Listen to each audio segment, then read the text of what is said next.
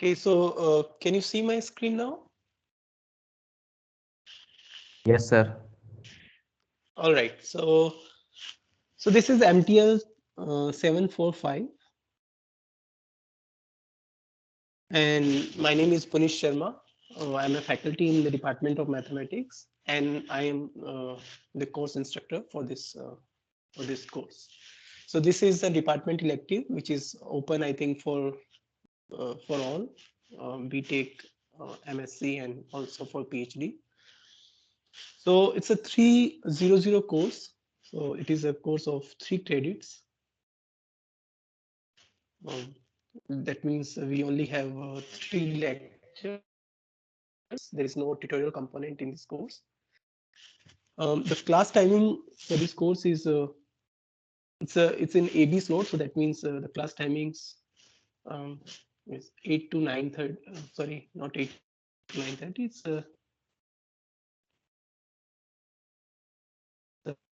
3:30 p.m. to 5 p.m. every Monday and Tuesday. Okay, so Monday and not Tuesday. Sorry, Thursday. Monday and Thursday. All right, and the classes will be held via MS Teams. So as I mentioned that this is a 3 credit course, so there is no tutorial component. So that means uh, some discussion session that depends on, like, if you are having any difficulty or any problem in problem solving, or if you want some extra, like, kind of discussion session or problem solving sessions, then depending on the demand from your side, we can have some informal discussion session, but there is no, like, official tutorial in this. So then comes the grading policy or the continuous assessment for this course. So we write this also, continuous assessment.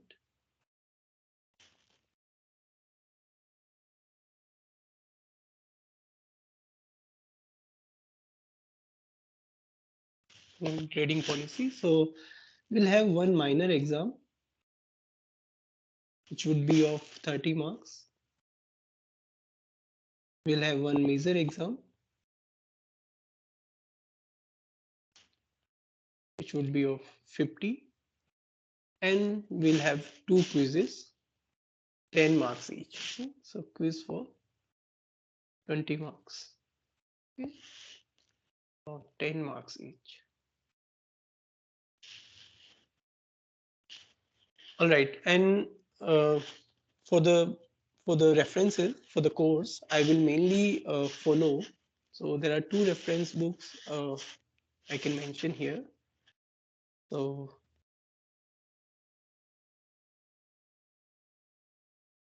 the first one is a matrix analysis by Roger A. Horn and Chris Johnson. So that is Horn and Johnson. It's a very famous and very popular book for matrix analysis.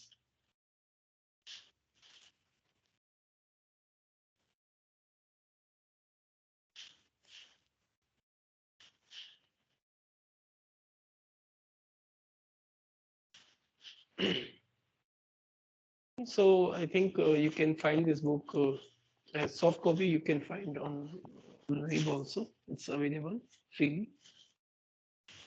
And so let's see, write the press also. It is a Cambridge University press.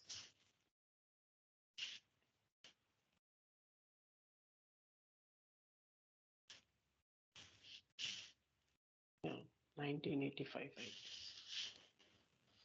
Okay, and there is another book which also I may follow. Some some computational part. I might follow this also. So this is Jefferson and David Bow.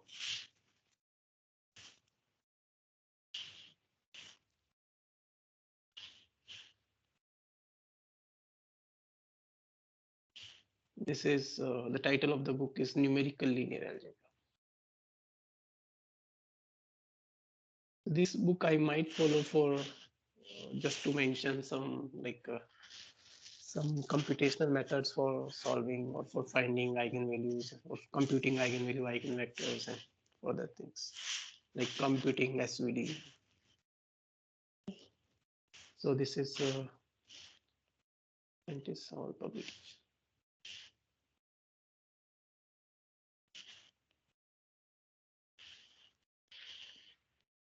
All right, so today's lecture mainly. So let me also mention, because most of you have, this is an advanced level course, the advanced matrix analysis. So we'll focus completely on matrices. Um, but since MSc students have done a linear algebra course, MTL 502, PhD students have, some of them have already done in their masters or in their graduation some linear algebra courses. And also BTech students of our department, they have also done MTL 101, or they might have done MTL 104 also. So you all are familiar with the basic concepts of or some basics of linear algebra. Okay, so this would be slightly advanced. So we'll try to cover things which you have not learned before in other courses, and they are also useful from matrix theory point of view. Okay, so I am proposing some contents because it's like we are having. You can tell me that which content is more useful for you, and accordingly I will include. I may include, and I am proposing something to cover in this course, and then if it is fine for you, then that is okay. And otherwise, we can change it or we can replace it for some other concept which you are planning to learn, or which you want to learn in this course. If you all agree on that. So Excuse me, sir. what I yes, So yes, what would be Pratik. the audit policy for this course? Audit is whatever be the standard institute policy. Okay. I'll follow that. Okay, Okay. so I think the minimum um, passing marks is 30 or something. So that is that will be the institute decided by the institute. So whatever be the institute policy, I'll follow that. Okay.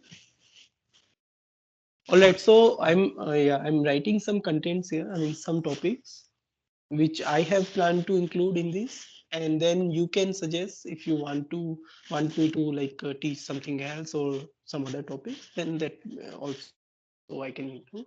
I'm asking this because you all have done different courses on linear algebra, and we want to minimize the overlapping.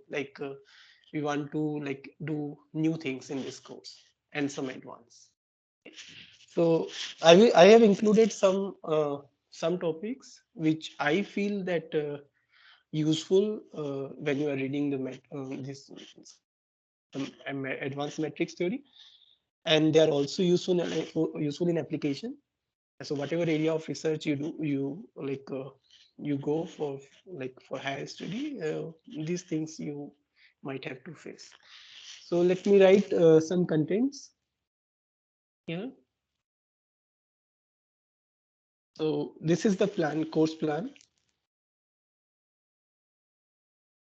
So let me tell you that in the if you look at the course of study, then there this course is mentioned, and some topics are also mentioned.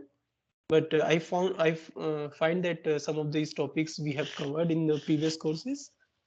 I have taken some topics from there also, but it's good that if we do it in the after the mutually deciding what topics we should learn in this. So so the first one is the basic linear algebra background that I will cover quickly, maybe in one lecture. Hardly I'll take one or at most 1.5 lecture. So that would be just basic, probably in today's lecture, or maybe I'll take 10-20 minutes from the next lecture to cover some basic or to recall some basic linear algebra background, where we will establish a relation or recall the relation between linear transformation and matrices. So how we can back and forth go from linear transformation to matrices. So some of the main results we will recall. So this is like a linear algebra background, the first one, and then I will. So the sequence of these topics may change. So I've included them in some sequence, but we depending on how we progress on in this course, we might change the sequence. But let me write the topics first. Then we will learn matrix norms on not only matrix but vector and matrix norm. So instead of this, I will just write norms. So these norms have like some. This is why I've written this as as one of the section of in this course, because it is like useful in almost all areas of mathematics. So wherever, whether you are doing some optimization or you are whatever way you are measuring your like your data, the norms come into the picture. So we will learn some vector norms, ratio classes of norms, like duality of norms, then matrix norm, then the spectral radius, unitarily invariant norms, duality of matrix norms, and these topics are included basically in norms. So we'll see what we should cover, but like mainly we can have one section, or we can spend some time on norms. Comes to the first topic, it is matrix factorization. So some of you have already learned some of the matrix factorization, like LU decomposition, you already know. Eigenvalue decomposition via spectral theorem, you know. Then there are like other decomposition also, Schur's decomposition, like if you have a complex n cross n matrix, you can always unitarily upper triangularize that matrix. Then there are like other decomposition which are important from computational point of view, like singular value decomposition, the polar decomposition. Then like different factorization involving triangular matrices like QR decomposition. Then this simultaneous factorization, like we have simultaneous diagonalization. Likewise, we also have simultaneous triangularization. Then comes the canonical form, the Jordan canonical form. So these factorizations is one of the main section of this course, uh, matrix factorization. Some of these we will just recall quickly if you have done previously. Others we will learn in some detail. Then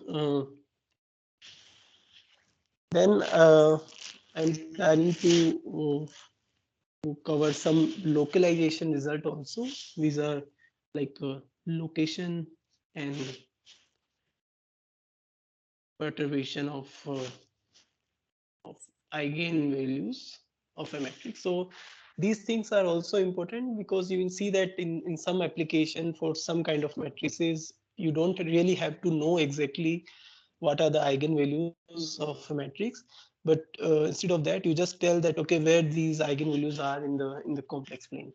So there are some standard results that tells you okay how you can do that, especially when your matrix has some particular structure, like it's a Hermitian matrix.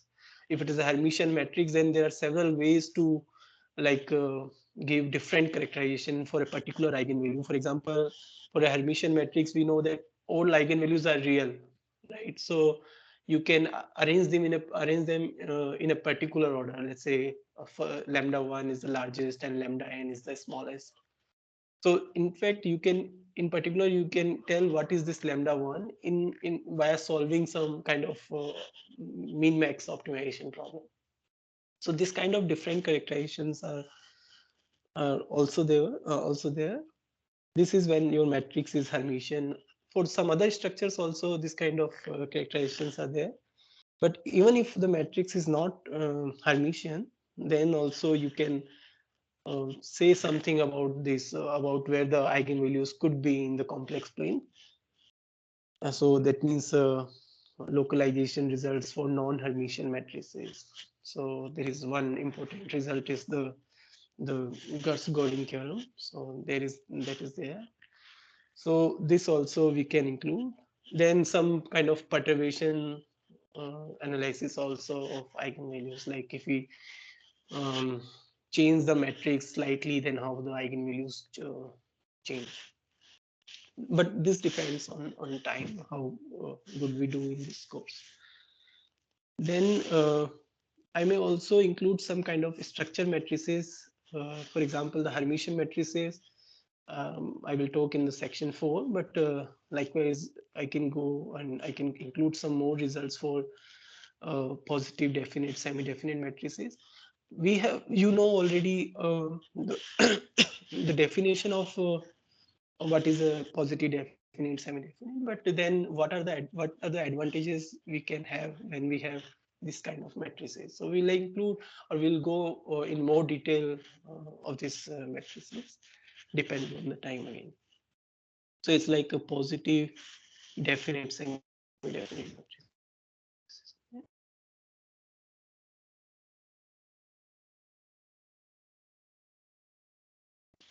Okay.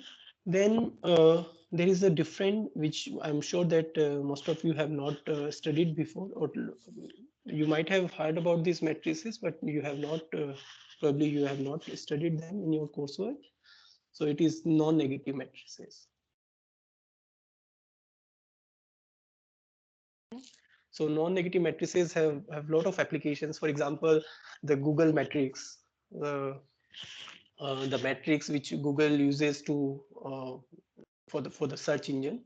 It is a non-negative matrix, and because of this non-negative matrix, it is possible for Google to like to like uh, to assign some kind of rank, or which we call as page rank, for a particular web page, and based on that it gives the output, I mean it, according to our search. So there are many applications for these non-negative matrices also, but we will see what are the properties and other results for non-negative matrices. Then also I may also include this spectral graph theory. This is also something new for you. So it is also new for me actually. I have not taught this course, this topic before to someone. So I'm also interested in this. So spectral graph theory, it's like a you know that every graph can be represented by a matrix which is called the adjacency matrix. So it has one if there is an edge between two vertices, and zero if it doesn't. So based on that, we can construct the matrix, but then this matrix has a particular structure, and what can we say about the spectral properties of this matrix? That comes in this spectral graph. And then also this last section, we are not sure whether we would this or if you want me to include some topic from this first sections, then we might include this some topics from this. So this is some topics in solving linear algebra problem. It's like how practically um, eigenvalues are found, how practically a large system of equations are solved, numerically. So this is included in this. So actually, why I said that um, we are not sure for this, because uh, to reach up to this point, like to propose to explain the algorithm of computing eigenvalue eigenvectors of a matrix, cover, and I'm not sure whether we have enough time to cover. But this is very interesting. At least I will introduce something, and then I can maybe I can give you as a self-study project kind of thing to cover these things, and then I might ask you to implement this algorithm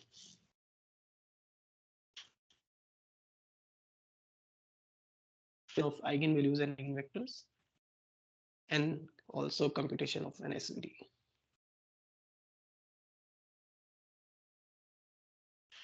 So these are the topics I have listed. I mean, after looking at the syllabus of the have learned previously. Here you can see that some of the topics you might be aware of, like some like the name of the topics, but we will go in more detail, and we will see how useful they are to understand the other topics. So this is my plan for this course, that I might cover these things. We may include or so this is this is broadly I have written, but to cover to introduce these topics, I might have to introduce the other things also, so that everything goes very smooth for the understanding. So if you have in particular anything else which you want me to cover in this course, I may list that also, and then we'll see whether it is possible for us to do that or not. So you want to comment anything quickly here?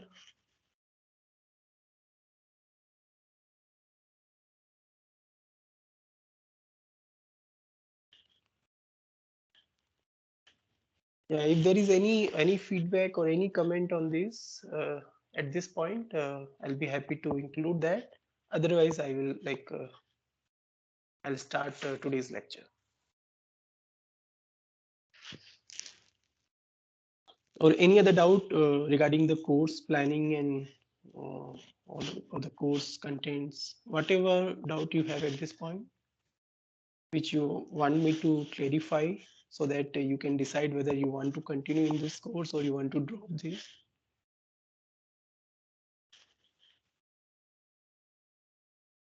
All right. So if there is no So, comment, then yes. so when you said like implementation of like this method, so like does that mean numerically or like we have to like code something? Yeah. So numerically means how would you do numerically? It's my implement means you have to do it on MATLAB, if not on any other software. I mean, you can use other programming language also, but that we will see. So that I said that if time permits and we'll have enough time at that point, so then I'll briefly explain the algorithm here, and then you can implement it. You can take help of some book, and you can also take help from the Google, and you can implement it. Implement means you have to write the code, right? Okay, thanks. Anything else? All right, so let us start today's lecture. So we will briefly and quickly go through the linear algebra background, which you have learned. So bit boring, but let me see how we can make it interesting. So let us start um, by introducing some concepts or recalling some concepts from our previous study. Okay, so it is first section of this course is linear algebra background. So I'll just uh, list the concepts here, and you quickly tell me or give me the definition. What will be your definition? And then you try to state that, and I'll see whether you can recall those things or not. Okay, so let me write again. To cover these concepts, you can look into this book, Hoffman and Kunz, Linear Algebra by Hoffman and Kunz.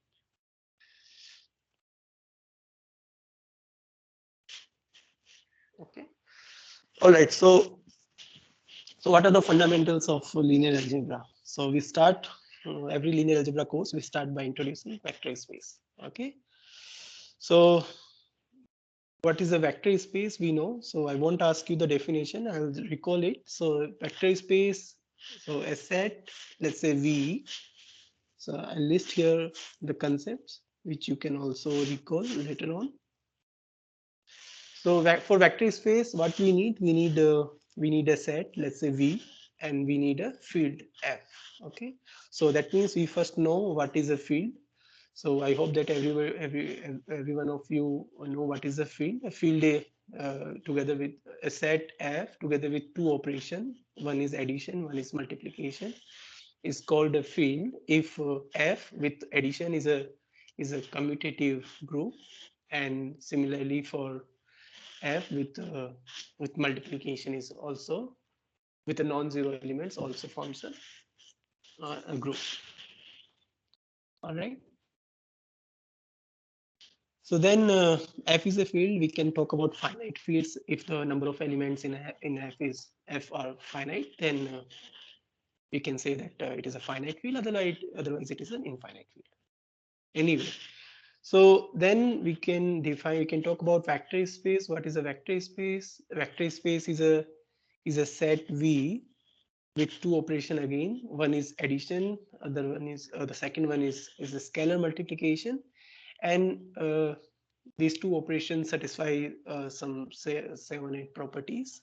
And if this is the case, then we call V as a vector space. Okay, so vector space over field F. Then once we know vector space, then we can talk about a span.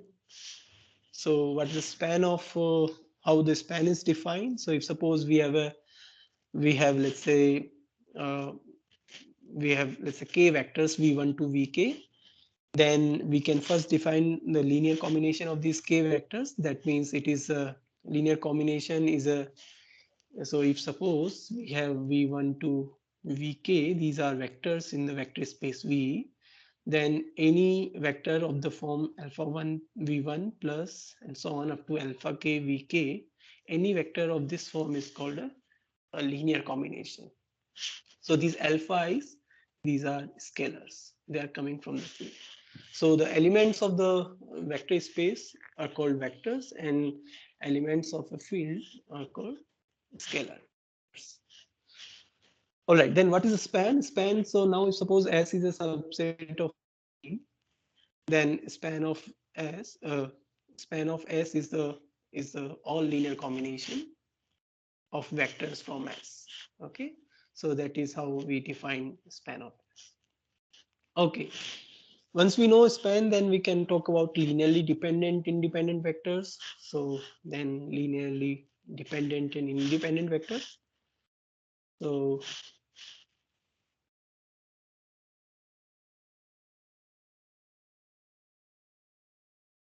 suppose let's say we have a set S. Let's say again S is a subset of V. Then we say that S is linearly dependent if there exists V1 to Vk such that we are able to find alpha i's alpha 1 to alpha k, that this linear combination is zero, where at least one of alpha I is non-zero. Then these vectors and this set is called linearly dependent. If it is not dependent, then it is called linearly independent. So if suppose we have an infinite set and we want to show that it is linearly independent, so that means we have to pick every finite combination, a finite set of vectors from this set, and we have to check whether this set of vectors is linearly independent or not. So once we have defined span one and linearly dependent independence in a vector space, then we can talk about basis. So now you tell me what is the basis of a vector space, or you give me different definitions. Okay, so that way we call different concepts. But first, give me a definition. So anyone, what is the basis? The largest linearly independent set that span the whole vector space. Mm-hmm. That is that is the basis of the vector space. Okay, this definition you can use. Okay, anything else? Any other definition? Equivalent definition? Like minimal spanning set. Minimal spanning set is a basis. That is also fine. By the way, I will ask you what is the meaning of maximal and minimal. So, okay, so it's good to ask here itself. What do you mean by maximal linearly independent set? The maximal. What is the meaning of maximal here? So if we remove another element from, wait, I have to prove it is maximal, right? Mhm. So if we try to extend it by adding another element into it, into the basis, then the set will become linearly dependent. Right, right. And similarly, you can define minimal spanning set also. All right. Then any other definition of a basis?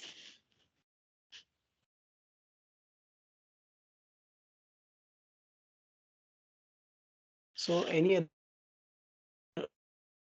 equivalent criteria you can tell about basis?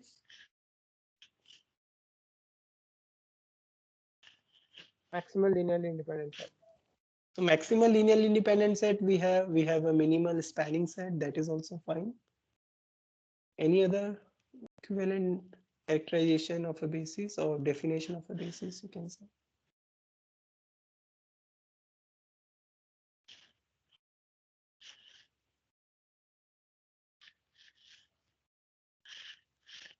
So if suppose S is a subset of V, then we say that S is a basis. So the most standard one is that this S is uh, linearly independent and span of S is equal to V, right? If you recall this, then this is how you can talk about a basis. So we have defined basis, but whether every vector space has a basis, is it true?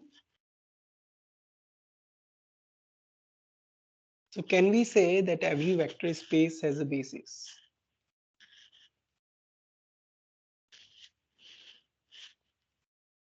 Yes. Yes. Yes. So what is the argument here? Can you quickly tell why this is true?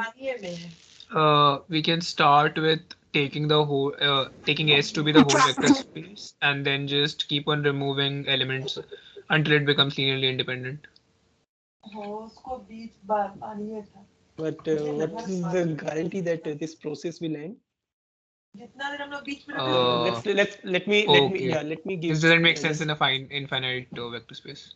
So we start with so we proceed by induction and we find like linearly independent vectors, and then we use the fact that with the subset operation, like the set is like the subset operation forms a partial order, and then we use Zorn's lemma.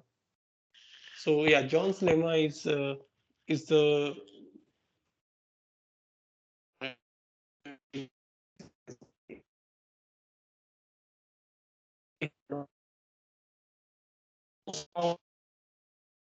this, then for whatever Pratik you said, that is true.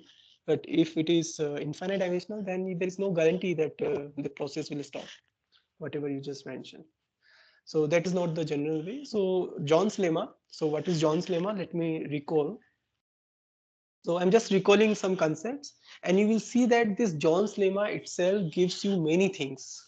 Like you can say, you can state all this, whatever definitions you mention here, the maximal linearly independent set, minimal spanning set, or if you have a basis of a subspace, you can extend this basis to a basis of the of space. Very standard results. These results are true because of one result that can be proved by using John's lemma. So let me first tell you what is John's lemma. So just to remind, because for example, at least in MTL 104 or in MTL 101, we mostly focus on finite dimensional. But for infinite dimension, whenever infinite dimensional vector spaces are there, we have to use John's lemma. So that is one of the reasons that probably the BTech students are not aware of this. So let me write what is John's lemma here. So John's lemma is basically an axiom. It's not a lemma, but it's an axiom. So what it says that if suppose we have a, let's say X is a non-empty poset. So what is a poset? So it's a partially ordered set. That means a set with a partially ordered relation. So if X is a poset and Y is a Y, uh, let's say not Y, but every totally ordered set. Suppose that X is a non-empty poset, and if every totally ordered set in X is bounded above, then X has a maximal element. Maximal element. Now this is an axiom, and using this axiom means it's a statement that is assumed to be true without its proof. Okay, so this is an axiom. What is an axiom in maths? It's a statement that is assumed to be true without any proof. Okay, so this statement is assumed to be valid. So for example, there are many axioms in maths. For example, 2 plus 2 is 4, right? But what is the proof of it? So it's an axiom. 3 cos 3 is 9, but what is the proof? So likewise, this is also an axiom, and which is assumed to be valid, to be true without its proof. Okay.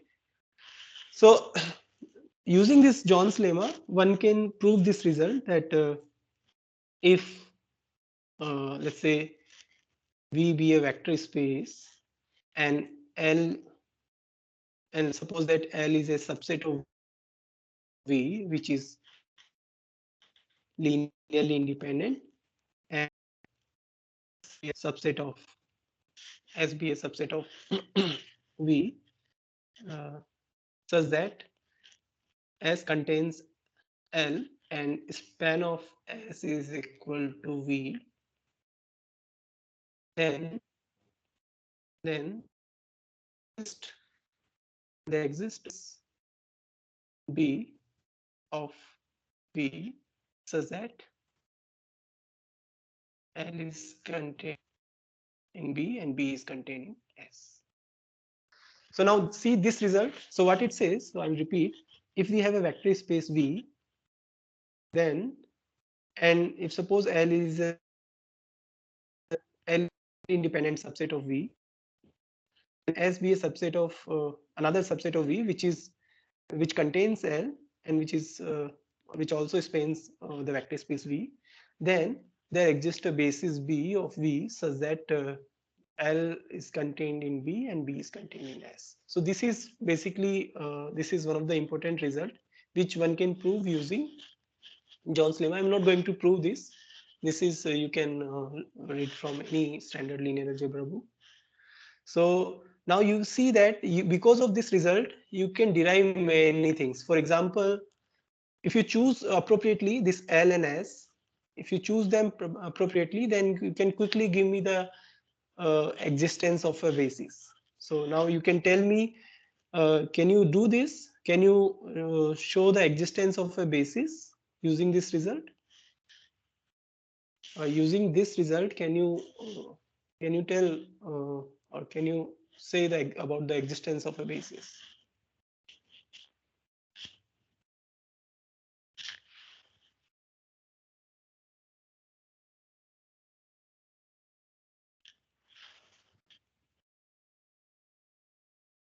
So any comment here?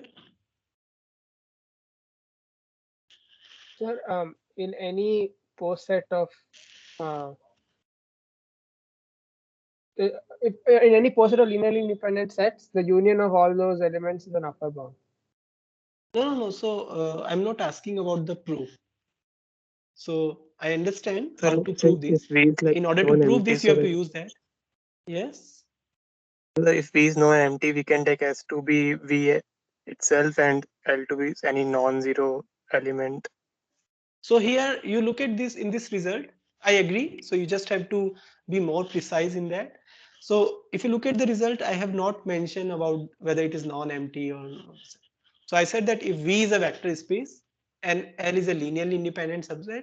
By the way, for convention, we use uh, empty set as a linear. We define empty set as a linear independent set. Okay, so for convention, we use that. So L is any linear independent set here, and S is any spanning set that contains L. If this is the case, then this result is true. So basically, instead of if you take L as empty set, why not empty? And then you take um, S as V itself, and then this tells you that this result says that there exists B such that V and B is contained in V. So this gives you the existence, and this is true for any vector space where whether it is finite dimensional or infinite dimensional, it doesn't matter. This result is true.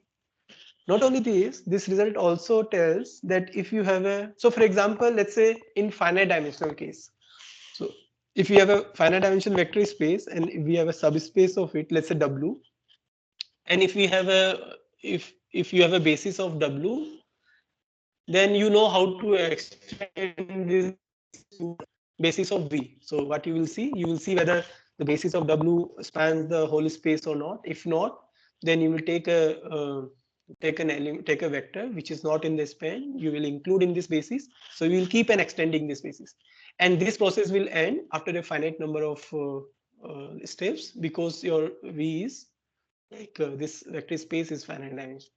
But if it is infinite dimensional, this process is still in use, but this process will not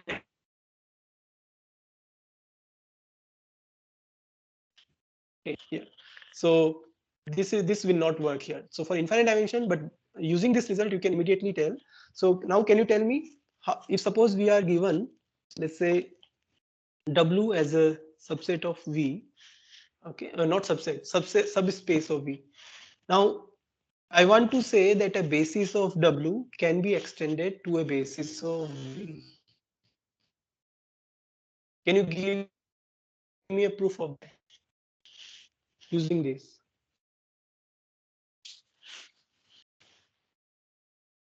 So this is a subspace here. And now suppose that let's say B is a basis. I want this basis. I want to extend this basis to a basis of V. Now how to use this result here?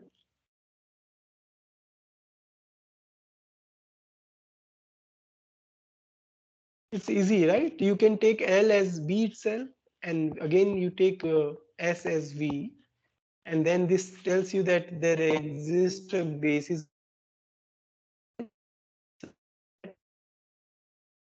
that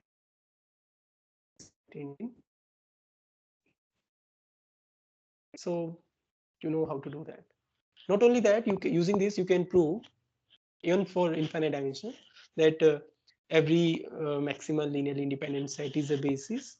Using this result, you can easily prove that, and every minimal spanning set is also a basis. That also you can prove. So this kind of statements you can easily prove using this result. Anyway, so then comes dimension. So if what is the dimension? So if suppose we have a finite basis for a vector space, then the number of elements in that basis is called finite. And if we have a finite basis for a vector space, then this vector space is called finite dimensional.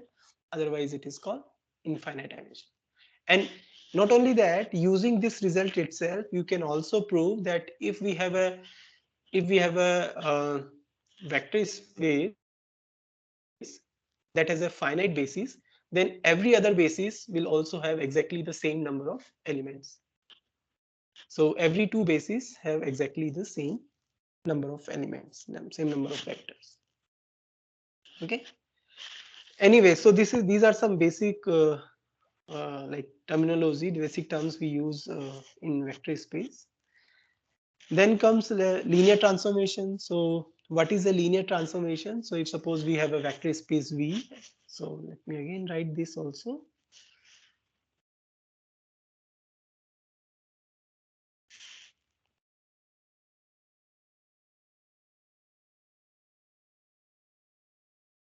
Linear transformation. So if suppose we have V and W two vector space over the same field, then a function t from v to w is called a linear transformation if it satisfies two property. That means v1 plus v2 is equal to t of v1 plus t of v2, and t of alpha times v is alpha times t of v. If this is the case, then t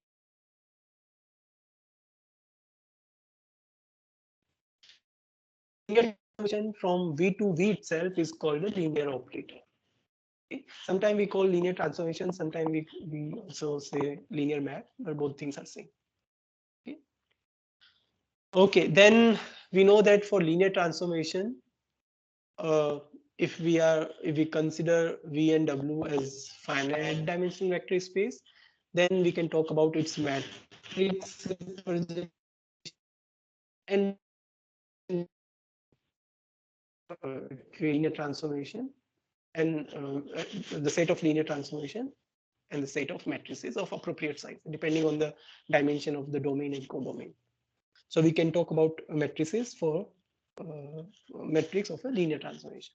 So we'll recall some result. Maybe I'll quickly go through some of the basic terms, and then I want to again recall wherever matrices are appearing, because this course is for is mainly on matrix analysis. So I'll recall some results. I'll state some of the results, but let us go through some of the concepts just to brush up things here. So then for matrices, we know that what is the identity map. Uh, for linear transformation, we know what is identity operator or identity map. And for that identity, according to identity map, we can also talk about identity matrix. Okay, so what is identity map? It is from a vector space V to V itself, such that V goes to V. And with respect to this, we can find its matrix representation. So the identity matrix would be a matrix which is a diagonal, where the all diagonal entries are equal to 1. So it's a diagonal matrix where all entries are equal to 1. Similarly, we can talk about invertible maps, invertible operators, and correspondingly we can talk about invertible matrices. Similarly, we can talk about singular linear operators, and correspondingly we can talk about singular matrices. So basically, why I'm like recalling these things, because whatever we are saying here for matrices, the corresponding results or corresponding statement can be made for linear operators also on finite dimensional vector space. So although I mentioned something about infinite dimension also, basis and those things, just to recall, but we are talking about matrices, so we will be like we'll restrict ourselves to the finite dimensional case only, because we are talking about matrices. Then we know that for a linear transformation, we can talk about kernel of a linear transformation or null space of a linear transformation. But similarly, we can talk about null space of a matrix. Okay? So it is basically solution space. We talk range space of a linear transformation. Here we can talk about, similarly we can talk about image space or range space of a matrix, where what is the range space? It is basically the column space.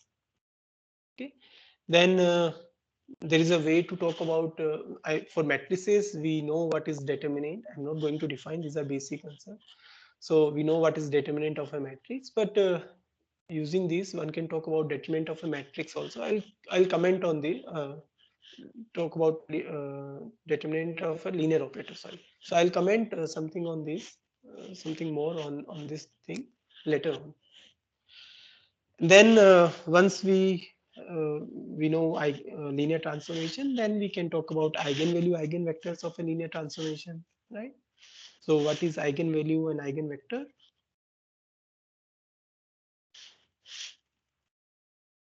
Of a linear transformation. So if suppose T is a linear operator from V to V, then and suppose that V is a vector space over R, then a scalar lambda is called an eigenvalue if there exists v non-zero in the vector space, sorry, in the vector space, such that P of v is equal to lambda times v.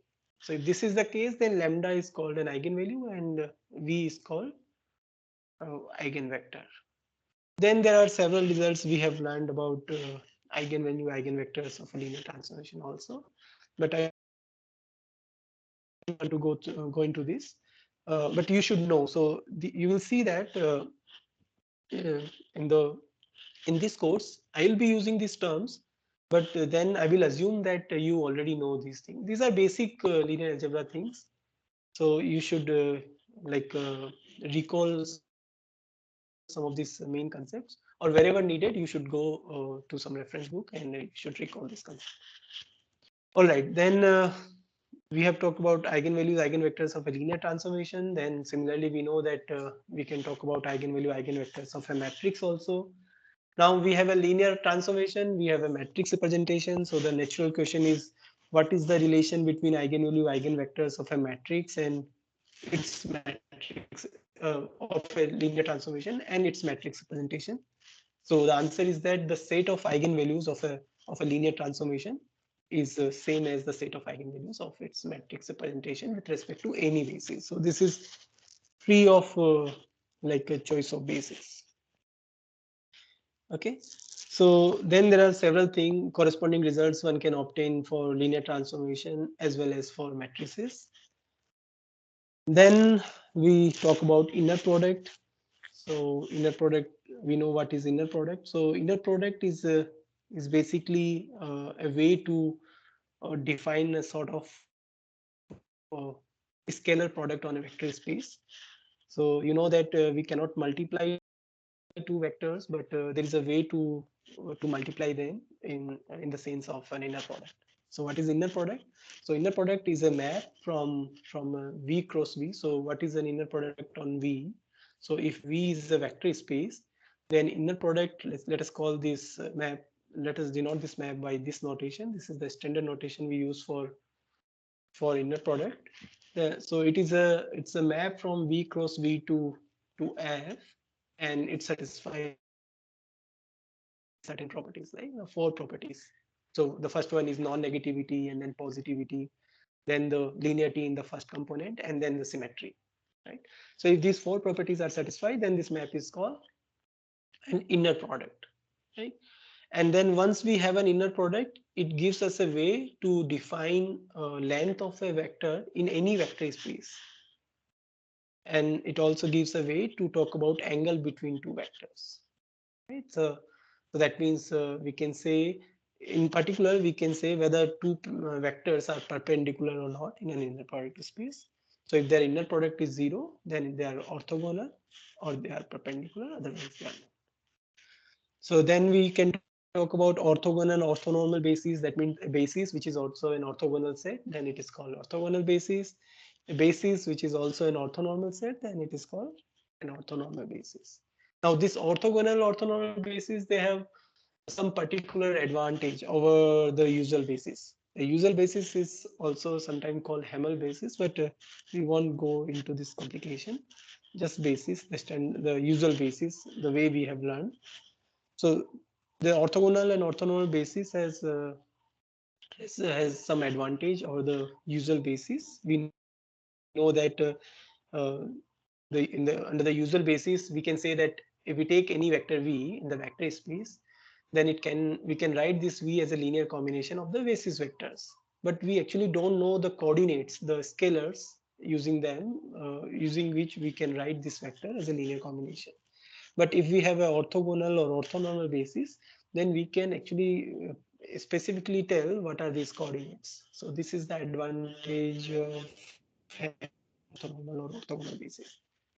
Then we can talk about uh, self-adjoint operators, adjoint of a operator, and using the adjoint of a operator, we can talk about self-adjoint operator, unitary operators, and normal operators or maps, whatever you call. And then correspondingly, we can talk about unitary matrices, normal matrices, or self-adjoint matrices, which is also known as Hermitian matrix. Right. So these things we have learned in the linear algebra course. So here I don't want to go into these things. I don't want to spend time on recalling these things. You just go through any standard linear algebra book, or you just look into your notes from the previous linear algebra course, and you can recall these things.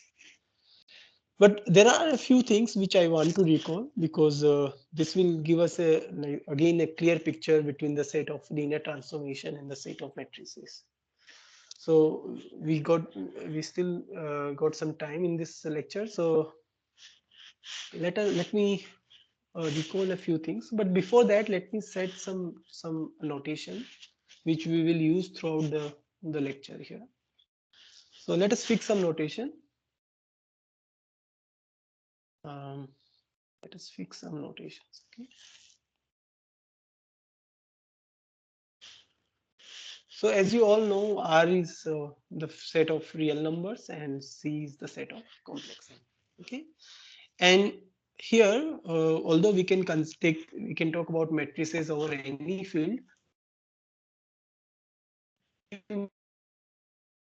where the entries are coming either from R or C. So this notation F, this denotes this will denote a field where F is either set of real numbers or set of complex numbers. Okay. And with the notation like capital A, capital B, and C, so on, with this notation, I will denote the whenever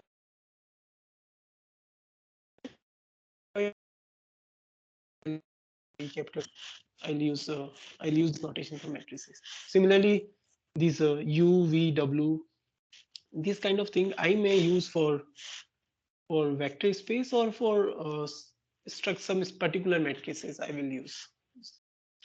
Okay, for some particular like a unitary matrix or this kind of.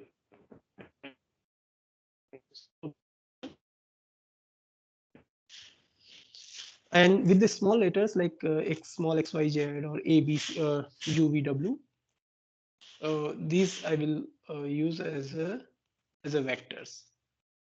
Vectors means here when so we are studying matrices, so the vectors would be either element of Rn or Cn. So we'll see. I mean, depending on the context, we'll see whether the vector is a column vector or a row vector. Then we will say with this notation m subscript n comma m over f. This notation will be used heavily in this course. This is the set of matrices. This is the set of matrices of size n cross m over the field f. Okay, and then we can talk about fn, which is either rn or cn. So what is this? It's the column vectors of length n. So you can write it as n cross 1 matrices over f. Okay, so these are like column vectors of length n over f. Okay, then I might use this also. This is whenever we are talking about a vector space, L of V. This is the set of all linear operators or linear maps from V to V. So set of all linear operators on V. Though I will try not to talk much about vector space and these things, but whenever needed, I might state an equivalent result for linear transformation also. So just for your knowledge, so that you can also state a corresponding result. Whatever we are deriving for matrices, you can likewise you can talk about for linear operators also. And transformation W. So this is set of linear maps or linear transformation from vector space V2. These are some standard notations. These are not difficult to remember. Also, these are the basic and very standard. We might have been using this notation in other courses also. Okay, so let us come back to the matrices, because this course is for matrices. So we will talk about matrices. But let us recall some of the results or some of the things which we have learned in our basic linear algebra course. And there we have learned linear operators, but we have also talked about matrices. So here also I will recall a few things, and then this will help us also in like stating equivalent result for linear operators whenever needed. So let us recall this. Matrices and linear maps. So if suppose we have a finite dimensional vector space V, okay, okay, and suppose that we have a basis, let's say V1 to Vn. By the way, I'm recording this lecture. I hope that I have started the recording.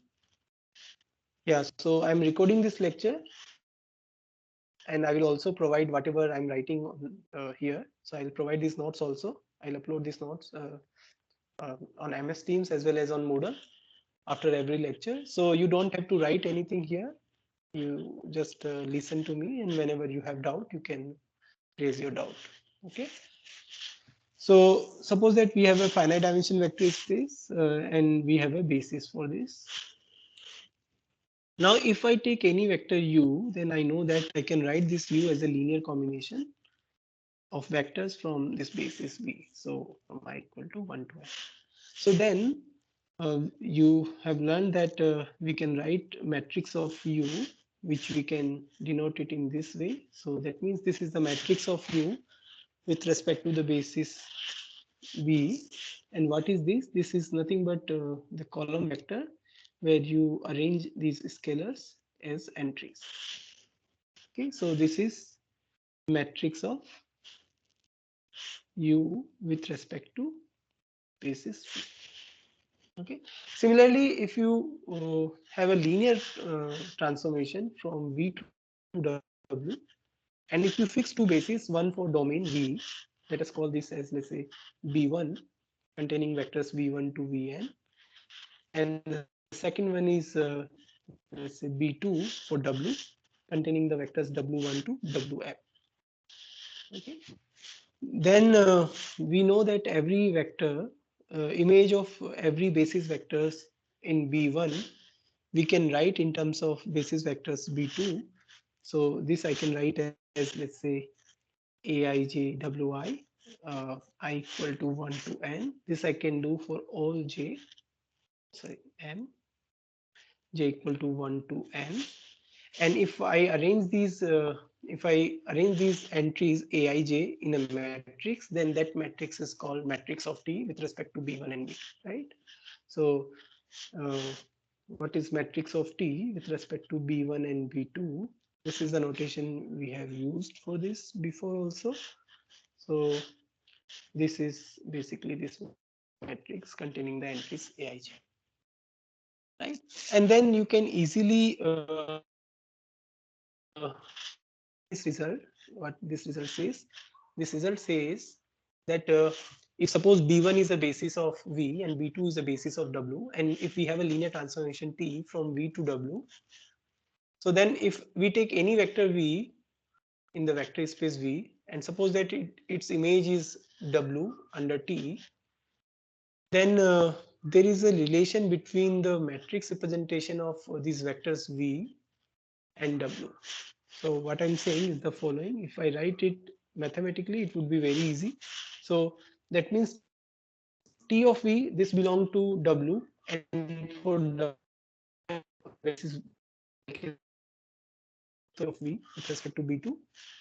Then this is nothing but the product of these two terms. The first one is a matrix of T with respect to B1 and B2, and the second one is the matrix of V with respect to B1. Right. Similarly, so I'm not going to prove this, but this is just to recall that there is a relation between these matrix representation. Similarly, if suppose we have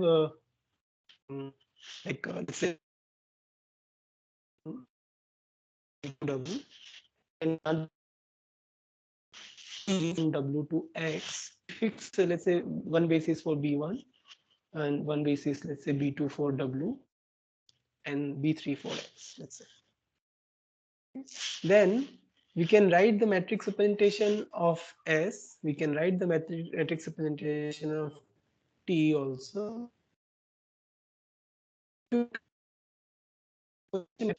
T of S, which we usually write as Ts, the multiplication Ts. So this is again a linear transformation, and we can write its matrix representation also. And there is a relation between these three matrices. So the matrix of the product or the composition with respect to B1 and B3 is actually the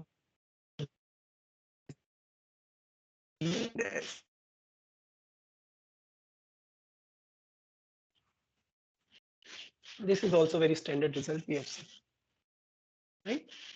So what we have seen that if we have a linear transformation, then we can always find its matrix representation. So there is a way to go from the set of linear transformation to the set of matrices, right? So for every, if we have a linear transformation from a vector space to another vector space, depending on their dimension of domain and the codomain, we can find a basis or find a matrix, which is the matrix representation of T.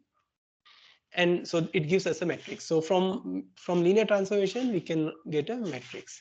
But the converse is also true. That means if we have a matrix, if we start with a matrix, and if suppose there are two vector space V and W of appropriate dimension, then we can always find a linear transformation from V to W for which this given matrix is the matrix representation of that linear transformation. So what I'm saying is that the converse is also true.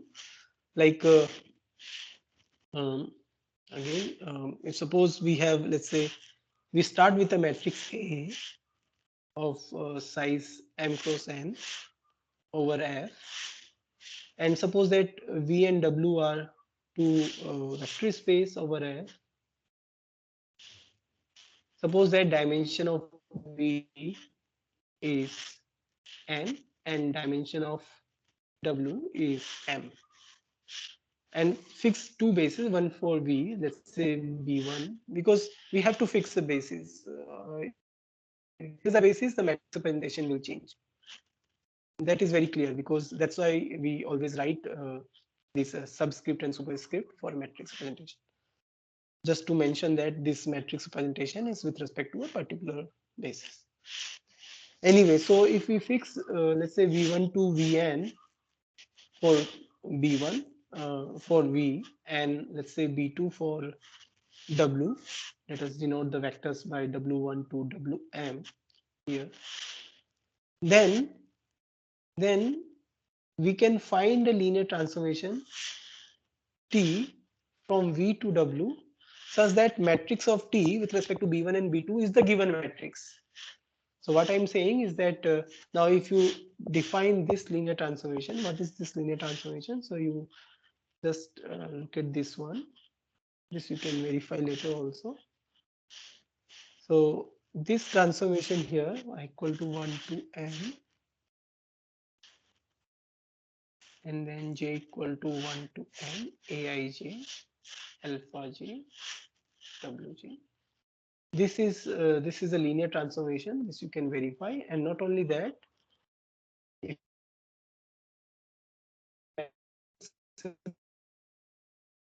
it is the given matrix A. So there is also a way to go from the set of matrices to set of linear operators, and this is the result which will be useful for us also to derive corresponding results for operators. So whatever we state for matrices, at least you can think of a similar result for operators also. Okay, so as I always mention in my linear algebra course, so this linear algebra, study of linear algebra, at least the finite dimensional study of linear algebra, can be done in two ways. One, by studying a linear operator, and parallelly one can also do it by studying the matrices, because there is a way to go from one side to other side. Usually people prefer matrices, studying things via matrices, because it is easy to handle matrices, it is easy to understand matrices, it is easy to like do calculation, or it is also easy to manipulate matrices than linear operators. Okay, and therefore this also makes us make more sense to study this some more topics on matrices, because similar things we can also talk about linear operators. So using this, we can actually define an isomorph in the set linear and set of all matrices of size m cross n over f. So we can say that this linear transformation, or yeah, this transformation m, what is how it is defined? Uh, M of t, if you take any linear transformation here, it goes to its matrix representation. Of course, you have to fix two bases, one for v and one for w. So if once talk about this this linear transformation, this linear transformation is an isomorphism. That means it is 1, 1 and not 2, and therefore it gives you a way to talk about results for operators as well as for matrices in the same way. All right, so this is one important thing I wanted to mention. The other thing is like as I mentioned, matrix representation depends on the basis. So if we change the basis, then we'll get a different matrix. So then the natural question is, okay, what is the relation between these two different representations?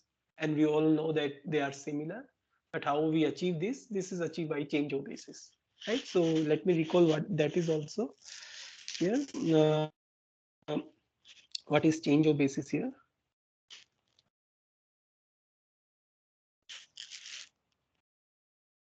Change of basis. So let's say we have two bases. We have two vector space first. Let's say v and w, and let's say we have two bases. Not so there are different ways to write this. So let me do it in a simpler way. So suppose that we have a vector space v, and let us fix two bases. One is b1 and the other one is b2. Okay, and then look at the identity operator, right? And suppose that s is the, so identity operator means I from v to v. So this is identity operator, right? So this is a linear operator, so you can find the matrix of I with respect to b1 and b2, and let us call this matrix as f. Okay, so in other words, what you are doing, in other words, so let us denote matrix of S as Sij.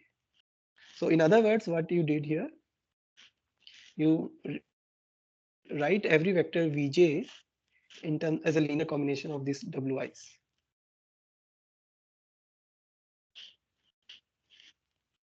Okay.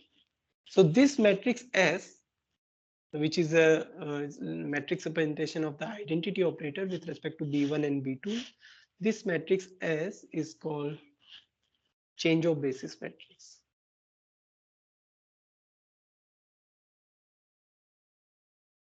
Change of basis matrix.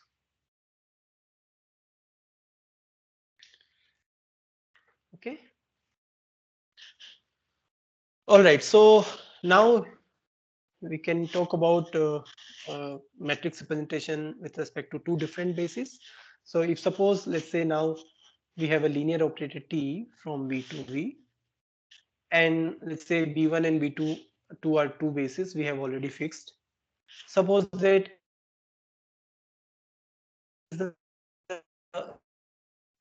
B1, that means when I'm writing just B1, that means for the domain and codomain, I'm using the same basis. And let's say B is the matrix representation of T with respect to B2. Okay. So then you can easily verify that this B is nothing but S inverse AS, where S is the change of basis. And in other words, if you recall, when do we say that two matrices are similar? So using that, you can say that A and B are similar matrices. So if A is a matrix of T with respect to B1, and B is a matrix of T with respect to B2, then A and B both are similar. And the similarity transformation is achieved by change of basis matrix here. All right. Okay. Now we know that for similar matrices, so now we can recall similar matrices here. So we know in general we can talk about similar matrices. What are similar matrices? So two matrices are similar. Let us call two matrices. Let us denote them by A and B. So A and B are two matrices of the same size over the same field. Then these two matrices are called similar if there exists an invertible matrix, let's say P, such that A is equal to P, B, P inverse. Okay. Now, as you can verify that this similarity defines an equivalence relation on the set of matrices of size n cross n. So if it defines a set of if it defines an equivalence relation, then via that you can actually partition the set of matrices into equivalence classes. So if all the matrices belonging to one equivalence classes, they have some like same properties which are preserved under similarity. For example, you can easily verify that if two matrices are similar, then they have the same trace, they have the same determinant, and they have the same characteristic polynomial. If they have the same characteristic polynomial, then you can say that they have the same eigenvalues, they have the same rank. So likewise, you can take many properties for similar matrices. Two matrices are similar. Now, now in the next result, which is very interesting. So it's just a different way of saying whatever we have done here, whatever relation we have matrix representation of a linear transformation with respect to two bases. This thing we can say in a different way. So a deeper explanation of this relationship between similar matrices, um, you can see in the following result. So the result which I'm going to state now. So what this result says that the similar matrices are just different representation of the same map, same linear transformation. So similar matrices. So in mathematical language, you can say that if A and B are two matrices of the same size, then A and B are similar if there exists a linear map T such that and two bases such that the first matrix is a matrix representation of T with respect to one basis, and the second matrix is a matrix representation of T with respect to the second basis. So similar matrices are just different representation of the same map. So you can state that it's not the same thing, but it's saying in a different way, just to establish this relation between matrices and operators. We'll need that. So similar, let me write this just for your record. Similar matrices are just different representation of the same map. Okay, and why this is? Because you can see this via this result. So if suppose we have two matrices A and B of the same size over the same field S, then A and B are similar if and only if there exists a linear map or linear transformation T from Fn to Fn and two bases, let's say B1 and B2 of Fn, such that A is equal to A is the matrix representation of T with respect to B1 and B is the matrix representation of T with respect to B2. Okay, so that way also you can see why. Now, what is the advantage of stating this in a different way? The advantage is that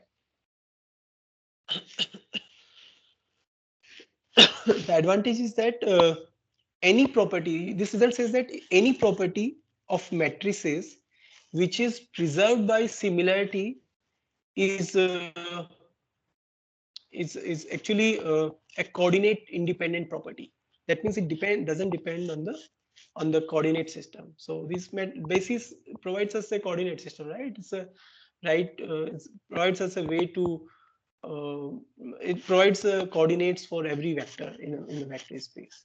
So this result says that any property of matrices which is preserved by similarity is really a coordinate independent property of the underlying linear map. So for example, this also gives us a way to talk about so we know that um, for similarity matrices or for similar matrices, certain properties are preserved, like they have the same determinant, they have the same trace, they have the same eigenvalues, and so on.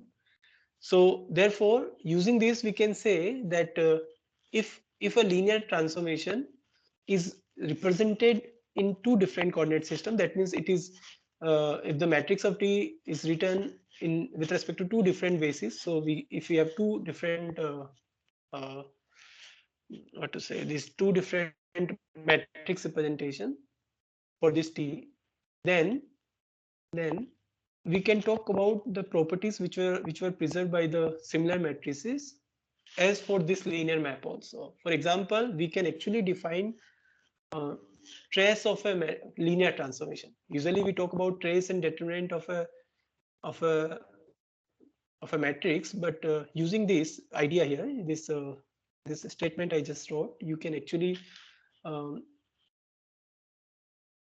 by this you know that any property which is preserved by similar matrices is actually a coordinate independent property, and therefore you can talk about those properties for a linear transformation also. So you can actually define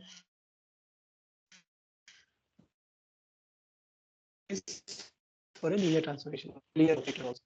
And so if we have a linear operator and if we have a basis of V, and let A be the matrix representation of T with respect to B, then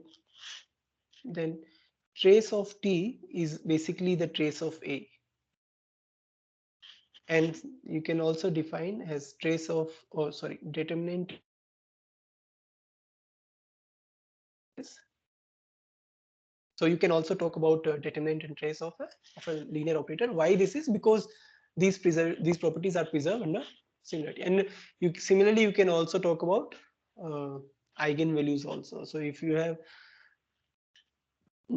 two matrix representation of a linear operator, then both the matrix representation will have same eigenvalues.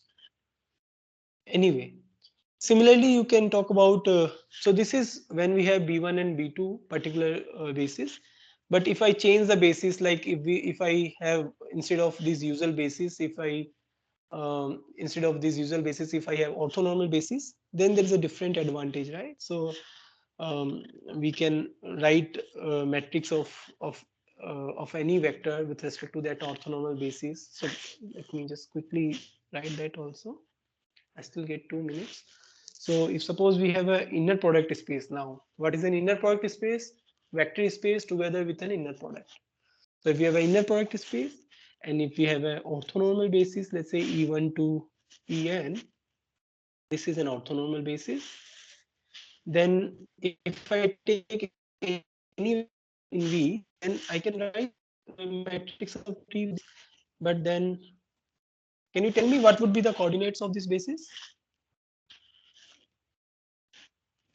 What would be the first coordinate of V with respect to this basis V?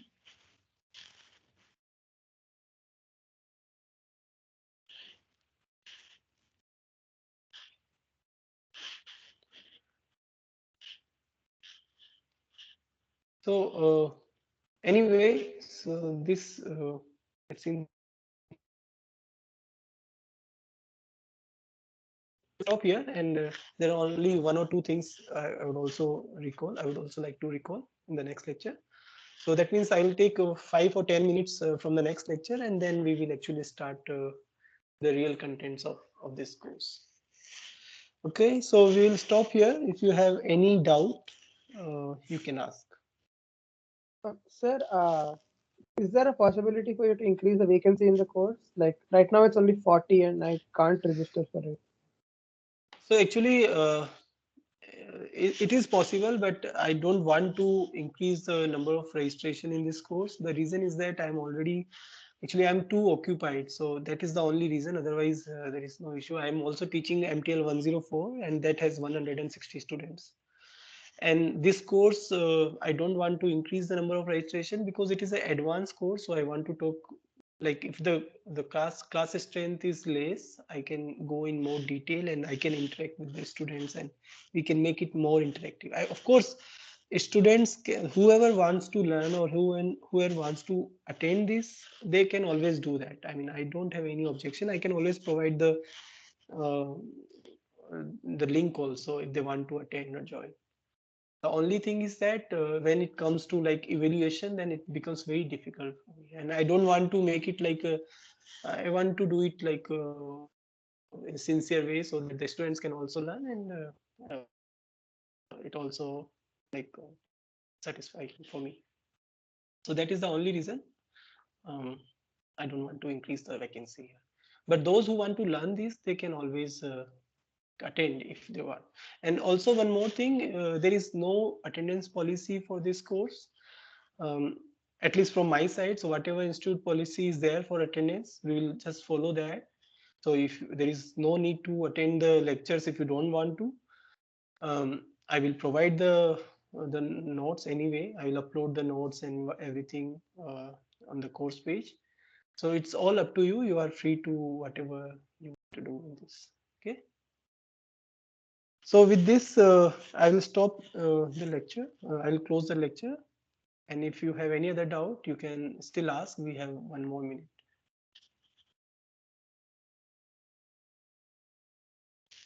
Okay, then see you on next Thursday at 3:30. Bye.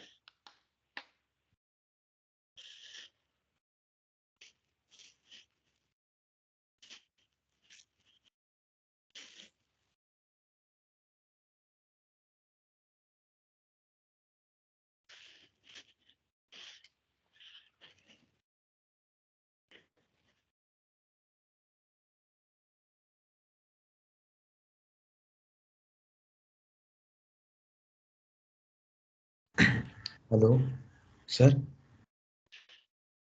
Who is it? Gopal. Yes, sir. Yes, yes, Gopal. बताओ. Sir मैं पूछ रहा था कि MATLAB आनी जरूरी है इस कोर्स के लिए. मतलब आए तो अच्छा है. सर मतलब कोडिंग से रिलेटेड Actually, कुछ. so coding से related there actually अभी तो ऐसा कुछ है नहीं, पर अगर करोगे, नहीं आती है तो सीखोगे तो अच्छा ही है. Okay, sir. but that is not the main thing here. The course. That is something extra which I might include at the end, depending on how we like how much we cover in this course. Okay, sir. Thank you. Yeah.